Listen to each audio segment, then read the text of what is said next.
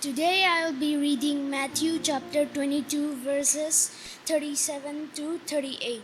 Jesus replied, "Love the Lord with your God, with all your heart and with all your soul, and with all your mind. This is the first and greatest commandment." And the next passage will be in the book of Hebrews chapter 11 verse 6. And without faith it is impossible to please God, because anyone who comes to him must believe he exists and that he rewards those who earnestly seek him. Thank you. Let's give a warm round of applause for Mr. Yue. Thank you for the clear reading of the word. May God bless you. It's good to be back in the house of the Lord for our family. It's been a long vacation, and it's finally good to be back here and worship the Lord with all of you here. And I'm thankful to our pastor and to the church for giving me this opportunity to stand before all of you here and share the word of God with you. Before we do that, shall we all look to God in prayer? Loving Heavenly Father,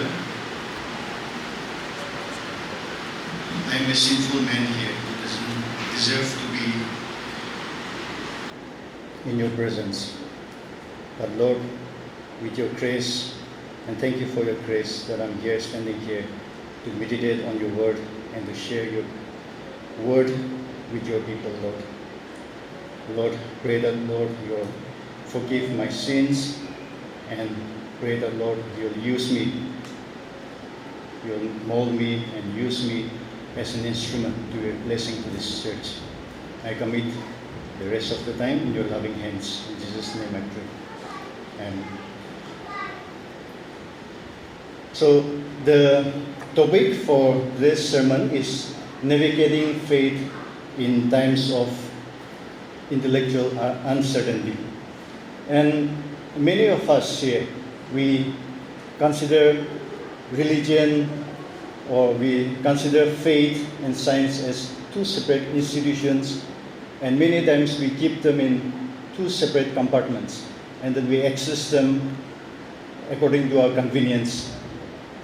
And we will also see that it's not very common for the churches to speak on this topic, but the way I see it as a very serious concern, and it can be detrimental to our faith. And if you look closely to some of the recent scientific advancements that mankind have been able to make, it tells more and more clearly, it becomes more and more glaringly clear that science complements what has already been said in the scripture. And I would like to take this topic. It's not going to be an exhaustive one. I'm not going to touch all of the things, but in a very general way, we'll try to skim some of the most scientific advancements and try to see why and how it impacts our faith, and then why it is so important for us to look in this direction as well. And to base the sermon for today, I've chosen the topic Bible verse, Matthew chapter 22, 37 to 38, and Hebrews 11 and 6, which has been very clearly read to us by our brother Yue. But let me just read it again. Matthew chapter 22, verse 37 to 38. If you have your Bible, or if it's projected here, just follow with me to Matthew chapter 22, verse 37 to 38. So Jesus replied. So this is in question, this is an answer to the Pharisees when the Pharisees asked Jesus, what is the greatest commandment? And Jesus replied, love the Lord your God with all your heart and with all your soul and with all your mind. This is the first and greatest commandment. So you can see the emphasis that is given here, that this is the first and the greatest commandment, to love your God with all your being. And as a believer, we are commanded to love our God with all our beings. But we can see that it is impossible to love God if we have doubt, even a slight inch of a doubt to what the actual Bible says. And we can see it in Hebrews 11:6. Without faith, it is impossible to love, to please Him, for whoever would draw near to God must believe that He exists and that He rewards those who seek Him. Just like it is impossible for us to love someone if we do not trust him or her in the first place, it is also impossible for us to love God if we do not trust Him fully in His Word, if we do not trust Him fully in what the Bible says. And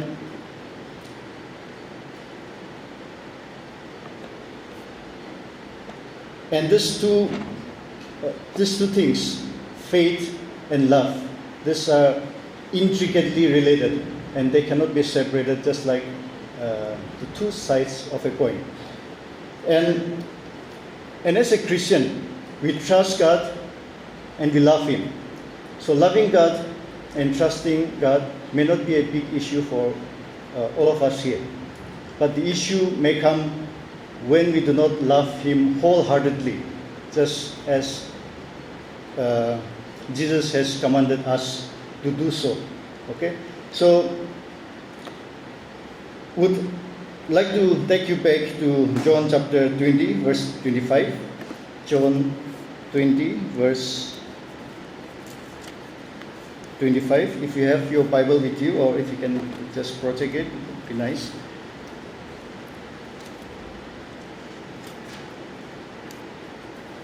John chapter 20, verse 25. So the other disciples told him, "We have seen the Lord."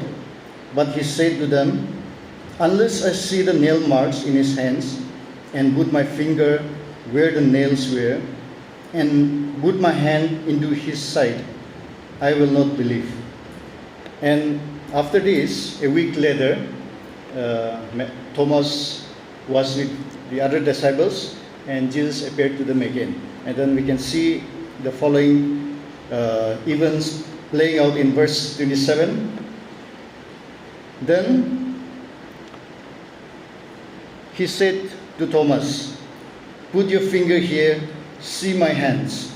Reach out your hand and put it into my side. Stop doubting, and believe." And in some other versions, you may find in slightly different ways, but stop disbelieving or something also, you may see it. But here, what has not been said here is that after Thomas rejected the resurrection of Jesus from his disciples, the fact that he did not went back to his old ways, that is doing what he was doing before, but the way he stuck with other disciples tells us something important here. That he had his doubt, yes, that is very clear here, but he didn't go back. He opened himself up, and he seek some kind of answers to what has been told by his fellow disciples. And that's the only reason I can find him sticking with the other disciples, and later Jesus found him. So, doubting Thomas teaches us very important thing, that doubting our faith is only natural. It can come in several ways, in different ways, but doubting God can only be natural. But in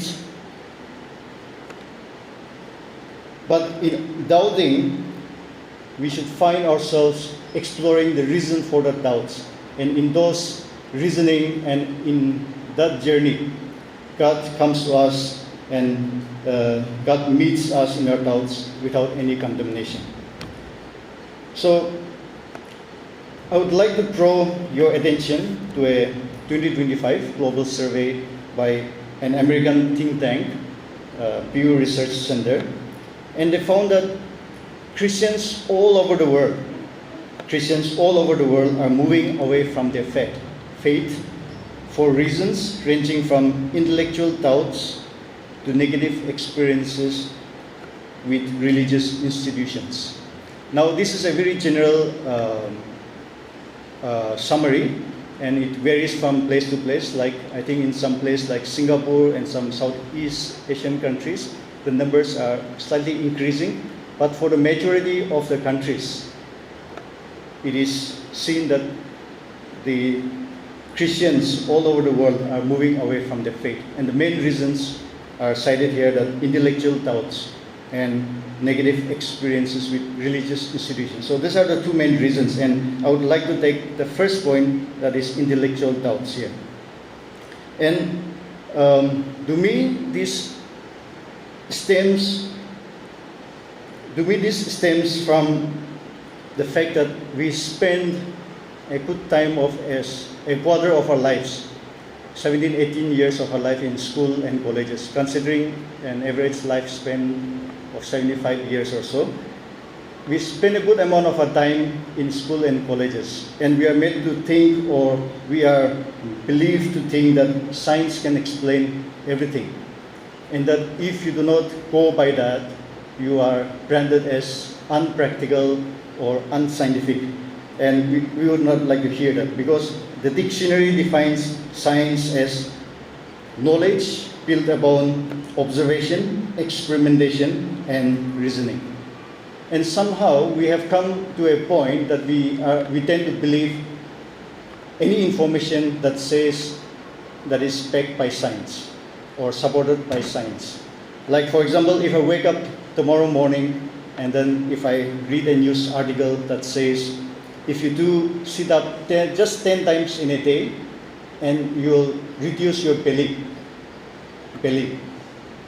Maybe, and then at the end of it, it says it is backed by science. Maybe I'll do it right away. And maybe most of us will start doing it right away. So that's the extent that we have been, our mind has been molded in that way. And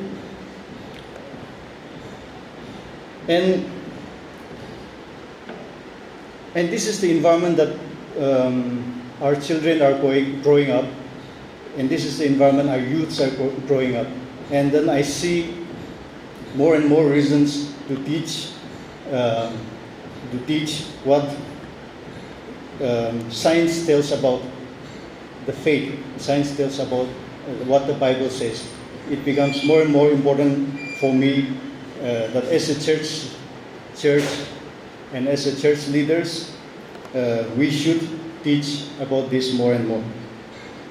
And what are those two fields? I picked up two fields that increasingly point to our greater God. These are the study of the universe and the origin of life. And the reasons for choosing is that because ever since scientists gave this theory of evolution of life and the theory of the origin of the universe, it has been given in 1600s and 1800s and so on. And we have been taught the same thing till now in our colleges and in our institutions. So tremendous amount of work has been done, and we have a very better understanding of what we didn't know before. So in light of this, I will try to bring some discussions and then try to highlight how it points to what the Bible says about the origin of the universe and the origin of life itself. Let's look at the origin of the universe first. The foundation of all this scientific theory regarding the origin of the universe, it comes from the theory of gravity, which was given by Isaac Newton in 1680s. And gravity explains how two objects can come together with differing masses. So Using this concept of gravity, a Belgian cosmologist, he was also a priest by the name Georges Lemaitre, proposed that the universe had an origin from a single atom. And if you see the atom, the size of the atom is 0.3 to 0.3 angstrom, and to put it into perspective, that is 1,000 the width of our human hair. So he explains that the universe had a single beginning from the size of an atom, and that atom exploded at a exponential at a great speed, faster than the speed of light, and this explosion was called the Big Bang, and this theory came to be known as the Big Bang theory. Okay, so what science tells you is that the universe had a beginning. Okay, and it began from a single atom, and then he also proposed that the universe is expanding in all directions. And some of the evidences of the expanding universe comes from our Edwin Hubble telescope, and more recently from the James Webb Space Telescope, even as recent as 2022, which showed that the galaxies are in fact spreading away at a great speed. And some had also named it as a runaway universe. But how do those findings match up with what the Bible describes about the origin and the development of the universe? We can see the description of expanding universe in the Bible among other verses. We can see it in Isaiah 42 and 5. Isaiah 42 and 5.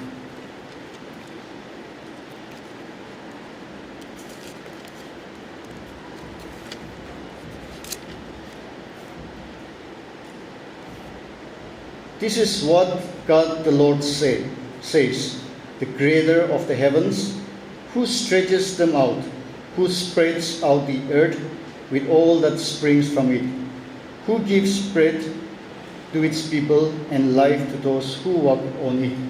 So the concept of spreading universe or expanding universe is already mentioned there in the Bible, and we do not look further for it.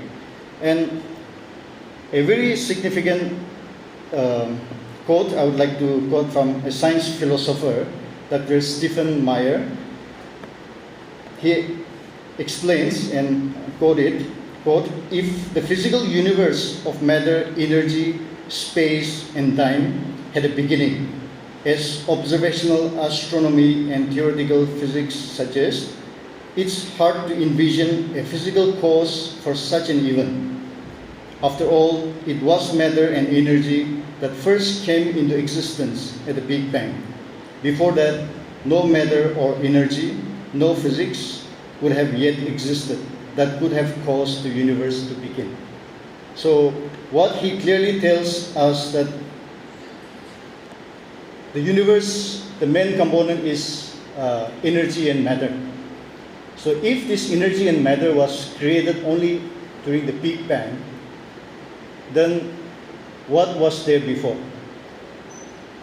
So that only points out that it has a beginning from the Big Bang. Okay, so this supports that the universe had a beginning and it is expanding at a great speed.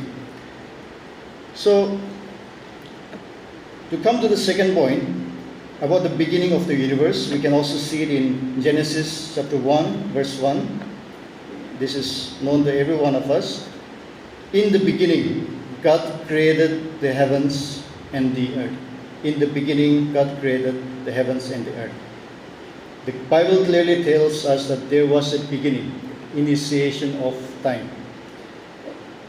And in the second part, we can see God created.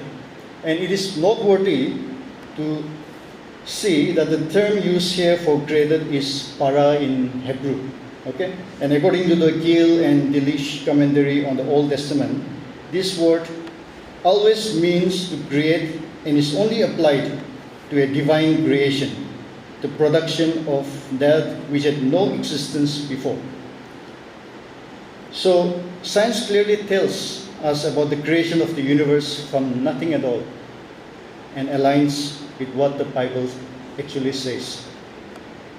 Now let's look at the other scientific theory, that is the evolution of life. And the theory of evolution of life was actually proposed by Charles Darwin in 1859. And this theory of evolution by natural selection, which he proposed, he said that each species undergoes changes over time, and those species having a strong traits that can survive the environment, so they are better suited, they'll be selected, and then that trait will be transferred on to the next generation. That's how those organisms which cannot accommodate to the present conditions, they will perish, but those organisms which can accommodate, they will go on to the next generation and so on.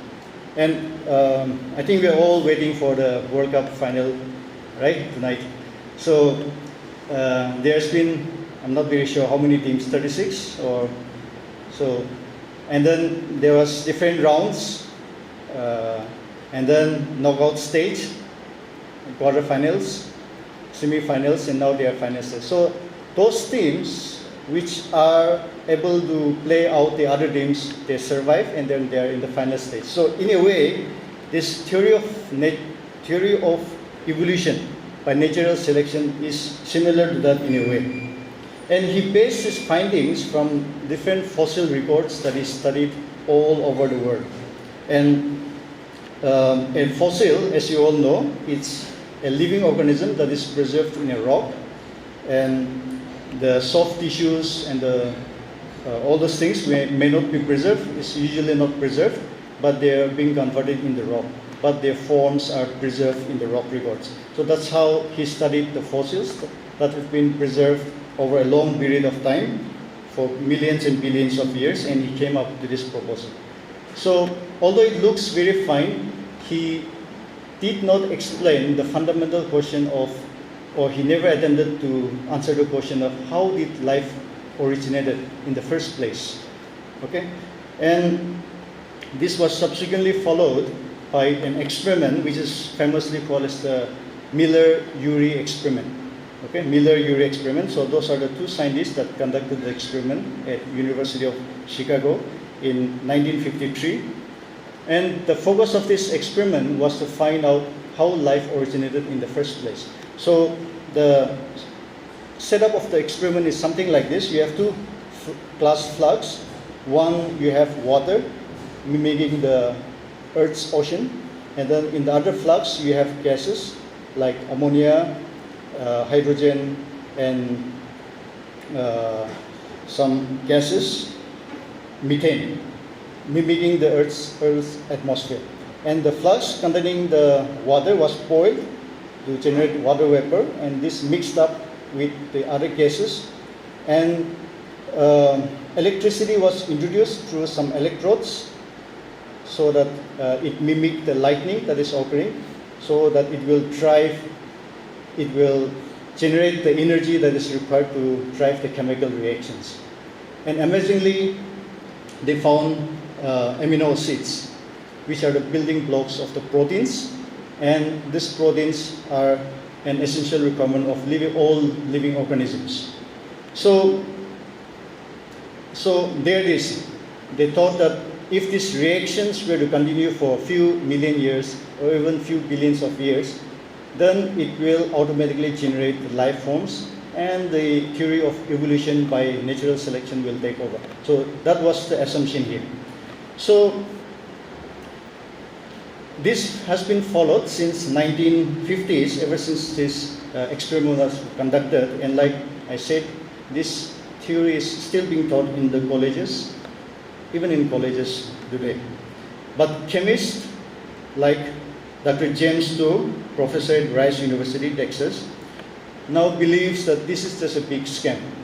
And the reason I'll try to explain here. Now, chemists believe that amino acids are not very simple as it was thought to be in 1950s.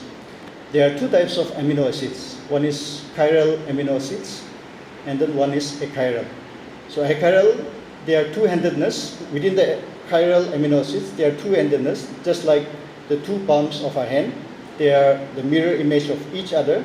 They are called L amino acids and D amino acids. Okay, remember this, L amino acids and D amino acids. So what they found out that living forms, the amino acids do not contain both of this. They are made up of only L type of amino acids. Okay, living forms or living tissues are made up of only this L type of amino acids. And when they went back and then tried to see what type of amino acids were there in the Miller-Urey experiment, they found both these two types of amino acids. So when these both types, L and D type, are present, they will automatically mix together to form different organic compounds. Okay? So in that process, you will not form any proteins which will make up the organic compounds. So that is one very big drawback that this Miller-Urey experiment has encountered.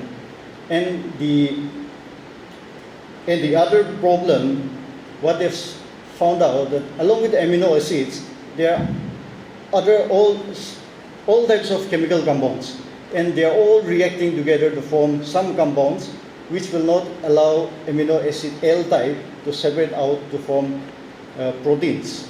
So you have two very big problems here. One is that L type is always competing to form compounds with D type, and there are other types of reactions taking place so that they will form different types of complex compounds, and in that process, L type will not be singled out.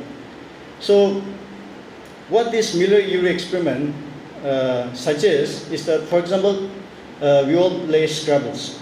So in a pouch, you have all the letters, and then you cannot just simply randomly put your hand, pick up some letters, and then get a triple word score. So it's simply just impossible to do that. But what this experiment tells you is just simply that. So what you need here is that you need someone to pick up those L type of amino acids, segregate them out so that they combine with other L type of amino acids to form proteins, and then those proteins will go on to form other organic compounds that will be useful for life. So that tells clearly that you need some intelligent being present there who will pick up those L type of amino acids, segregate them, combine them to form proteins that will ultimately form the organic compounds. So this can only be God directing the different compounds to form and to guiding every step of the evolution process here. And the account of creation is very clearly given in Genesis chapter 1, 20 to 27. Let me just read it out. Genesis chapter 1, verse 20 to 27. And God said, "Let the water teem with living creatures, and let birds fly above the earth across the vault of the sky." So God created the great creatures of the sea and every living thing with which the water teems and that moves about in it, according to their kinds, and every winged bird according to its kind. And God saw that it was good. God blessed them and said, "Be fruitful and increase in number, and fill the water in the seas, and let the birds increase on the earth." Verse 23, and there was evening and there was morning, the fifth day. 24, and God said, "Let the land produce living creatures according to their kinds, the livestock, the creatures that move along the ground, and the wild animals, each according to its kind." And it was so. God made the wild animals according to their kinds, the livestock according to their kinds, and all the creatures that move along the ground according to their kinds. And God saw that it was good. 26. Then God said, "Let us make mankind in our image, in our likeness, so that they may rule over the fish in the sea and the birds in the sky, over the livestock and all the wild animals, and over all the creatures that move along the ground. So God created mankind in His own image. In the image of God, He created them. Male and female, He created them. So there is no doubt that God created all of the things that we see here today. And yes, we do not know the exact process, how it has happened, but God has revealed Himself through the scriptures and His Son, Jesus Christ. And as Moses was inspired to write in Deuteronomy 29, verse 29, the secret things belong to the Lord our God, but those things which are revealed belong to us and to our children forever, that we may follow all the words of His law. Deuteronomy chapter 29, verse 29. When we see all evidence around us, let us thank our Creator for it and develop a more personal relationship with Him. And as King David once said in Psalms chapter 9, verse 1, I will praise you, Lord, with all my heart. I will tell of all the wonderful things you have done. Psalms chapter 9, verse 1. And I thank Jenny for picking up those songs that Jesus, Jesus, I trust you, and no power of hell can drag us away from you. So let this be our prayer, and I pray that whenever we have a doubt, let us keep an open mind, seek the Lord, and open our Bible.